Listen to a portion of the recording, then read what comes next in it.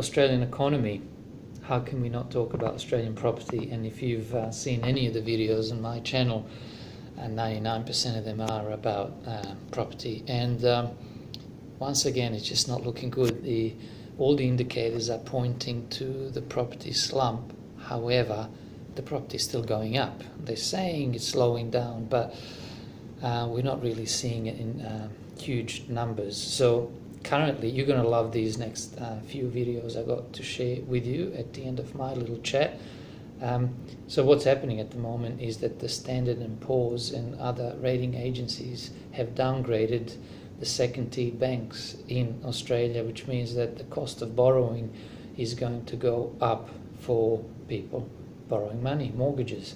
Now, they didn't downgrade Big Four banks, but what the government's done with Big Four banks is introduce that 6 basis points, let's call it super tax, where they'll be paying billions of dollars more in tax every year, which, guess what, obviously is going to have to be passed on to the consumer for the most part, and in a small part maybe shareholders, so maybe they'll cut dividends, or the profit is and capital appreciation is just not going to be there, but most of it's going to be paid by borrowers, which means that at the end of the day, in addition to rising interest rates, the rates that banks will be charging their customers will go up. So what else is happening is that it just happened this week is that those rating agencies have downgraded China. The whole country has been downgraded and their credit ratings gone down, and that's not going to be good. And while Chinese government is cracking down on Chinese citizens taking out more than $50,000 out of China. So if you just want to buy an average property in Sydney, which will set you back close to $1 million, I mean, you're just not going to be able to do it with $50,000. Also, they're not allowed to borrow in China to buy property overseas.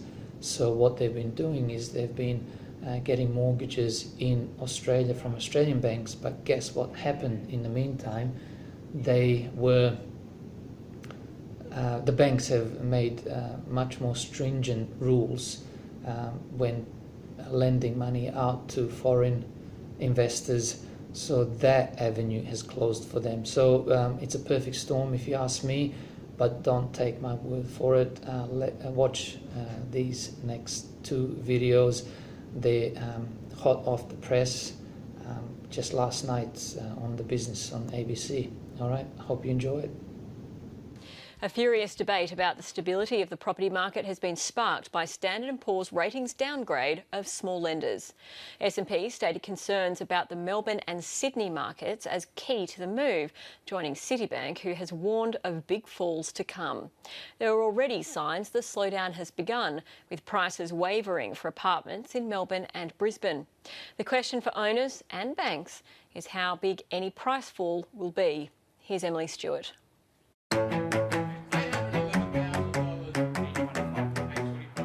Ming Lee is a real estate agent in Melbourne's eastern suburbs. He specialises in selling Australian property to Chinese investors. The Melbourne apartment market is cooling down. It's kind of the oversupply market, and the Chinese background investors are losing their interest in buying apartment in Melbourne. In terms of capital gain return is so low. Chinese investors have helped drive the inner city apartment market to new heights. Around 5,000 new apartments will be completed and up for sale this year. If you look at apartment approvals, which is I guess a bit of a reflection on apartment off the plan demand, they probably peaked about 18 months ago and they've started to slow. Ming Lee believes around 80% of Chinese buyers won't be able to settle because of trouble getting finance. The Chinese government's new policies, which only allow Chinese individuals to transfer the money, about $50,000 to overseas per head per year. If more than that amount, they need to submit the applications to authorities, and it becomes harder and harder. And they can't borrow money locally either, with Australian banks tightening their lending criteria for offshore investors. So many of his clients have either lost their deposits or sold their apartments at a loss. 7 to 8%, and in some of the extreme cases, they lost a 10% deposit. Around average, they lost about 50,000 to 80,000. Well, we did an analysis a little while ago looking at people who had purchased an apartment off the plan since 2011 and had since resold, and we found that 60% of buyers who had purchased off the plan and resold recorded either no price growth or a loss. Recently, Citi warned the downturn in apartments will next year filter through to a 7% price correction in the broader housing market and the economy. And this week, ratings agency S&P has downgraded all 23 second-tier financial institutions, saying the risk of a sharp correction in property prices has increased. And that downgrade has prompted a furious reaction from the small banks, led by the Bank of Queensland. Our market share, particularly in key markets that S&P are worried about, Melbourne and Sydney, we actually have very, very small exposure into those key markets. So it doesn't make any sense at all. But economist Philip Seuss says S&P is right to be cautious. There certainly is a housing bubble in Australia. Since 1996, we've seen housing prices inflate above all known fundamentals, such as GDP, inflation, income, rents, and population growth. With Australians holding more debt than ever before. In aggregate, Australia has accumulated the world's second highest household debt to GDP ratio, the size of the economy, at 123% and rising. And all countries that have a ratio above 100 have experienced or are currently experiencing a housing bubble. Property analyst Angie Zigomanis says prices have peaked, but says predictions of a sharp fall are wrong. In terms of prices, we think they can be justified at the moment by population growth, by interest rates, by demand, by employment growth, etc. In some ways, prices are priced to perfection, and as long as conditions stay where they are roughly, they can still support prices where they are. And over the next 2 or 3 years, we don't necessarily see any big shock coming through that'll push prices down. Ming Lee certainly hopes so. His new target is Chinese parents looking to migrate to give their children a better education. They would like to pay about, for example, the 10% more for the market price for those properties in Camberwell, in Kew, in Hawthorne, in Glen areas. 815. But if S&P's warning is correct, attracting premium prices is about to get a lot harder. Smaller banks who've been hit with a credit rating cut have called on the regulator to retaliate. Ratings agency Standard & Poor's downgraded more than 20 smaller banks, citing increased risks of a property price collapse. The major banks are protected by an implicit government too big to fail benefit, retained their ratings. An angry Bank of Queensland boss says the banking regulator should impose even tighter capital controls on the biggest banks to level the playing field. Here's finance correspondent Philip Lasker.